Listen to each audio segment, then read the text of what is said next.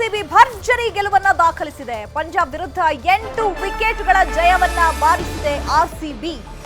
ಚಂಡೀಗಢದ ಮುಲ್ಲನ್ಪುರದಲ್ಲಿ ನಡೆದಂತಹ ಪಂದ್ಯದಲ್ಲಿ ಆರ್ಸಿಬಿ ಪಂಜಾಬ್ ಅನ್ನ 8 ವಿಕೆಟ್ಗಳಿಂದ ಹೊಡೆದು ಜಯ ಸಾಧಿಸಿದೆ. ಪಂಜಾಬ್ ವಿರುದ್ಧ ಆರ್ಸಿಬಿ ಭರ್ಜರಿ ಗೆಲುವನ್ನ ದಾಖಲಿಸಿರುವಂತದ್ದು. ಪಂಜಾಬ್ ವಿರುದ್ಧ 8 ವಿಕೆಟ್ಗಳ ಜಯ ಇದು.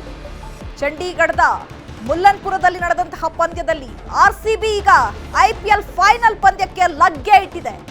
ಸಾಲ್ಟ್ 56 ರನ್ ಗಳಿಸಿದ್ರೆ ಮಯಾಂಕ್ ಅಗರ್ವಾಲ್ 19, ಪಾಟೀದಾರ್ 15, ವಿರಾಟ್ ಕೊಹ್ಲಿ 12 ರನ್ ಗಳಿಸಿದ್ದಾರೆ.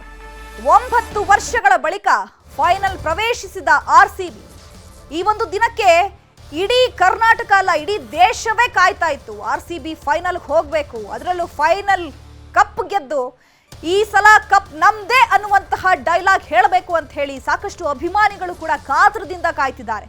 ಬಟ್ ಇವತ್ತಿತ್ತಲ್ಲ ಮ್ಯಾಚು ಪಂಜಾಬ್ ವಿರುದ್ಧವಾಗಿ ಆರ್ಸಿಬಿ ಸಖತ್ತಾಗೆ ಬ್ಯಾಟ್ ಮಾಡಿ ಬೌಲ್ ಮಾಡಿ ಈಗ ಐಪಿಎಲ್ ಫೈನಲ್ ಪಂದ್ಯಕ್ಕೆ ಲಗ್ಗೆ ಇಟ್ಟಿರುವಂಥದ್ದು. ಇನ್ನು ಜೂನ್ 3ಕ್ಕೆ ಅಹಮದಾಬಾದ್ನಲ್ಲಿ ನಡೆಯುವಂತಹ ಫೈನಲ್ ಮ್ಯಾಚ್ಗೆ ಇಡೀ ದೇಶವೇ ಕಾಯ್ತಾ ಇದೆ. ಆರ್ಸಿಬಿ ಗೆಲುವಿಗೆ ಅಭಿಮಾನಿಗಳು ಸಂಭ್ರಮದಿಂದ ಕಾಯ್ತಿದ್ದಾರೆ. ಸೆಲೆಬ್ರೇಷನ್ ಮೂಡ್ನಲ್ಲಿದ್ದಾರೆ. ಸದ್ಯಕ್ಕೆ ಬೆಂಗಳೂರಲ್ಲಿ ಅಭಿಮಾನಿಗಳ ಸಂಭ್ರಮಾಚರಣೆ. ಈ ಸಲ ಕಪ್ ನಮ್ದೇ ಅಂತ ಫ್ಯಾನ್ಸ್ ಹರ್ಷೋದ್ಗಾರ.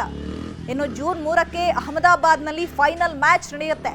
ಆ ಫೈನಲ್ ಮ್ಯಾಚ್ ನಲ್ಲಿ ಏನಾದ್ರೂ ಆರ್ಸಿಬಿ ಕಪ್ ಗೆದ್ದು ಬಿಟ್ರೆ ಇಡೀ ಸ್ವರ್ಗವೇ ಸಿಕ್ಕಂತಾಗುತ್ತೆ ಆರ್ಸಿಬಿ ಅಭಿಮಾನಿಗಳಿಗೆ.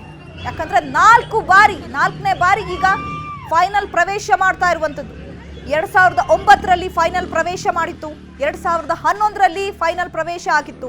ಅದಾದ ಬಳಿಕ 2016ರಲ್ಲಿ 16 ಆದ ಬಳಿಕ ಈಗ 9 ವರ್ಷಗಳ ಬಳಿಕ ಆರ್ಸಿಬಿ ಫೈನಲ್ಗೆ ಲಗ್ಗೆ ಇಟ್ಟಿದೆ. ಇನ್ನೇನು ಸ್ವರ್ಗಕ್ಕೆ ಒಂದೇ ಹೆಜ್ಜೆ ಅನ್ನುವಂತಹ ಪರಿಸ್ಥಿತಿ ಈಗ.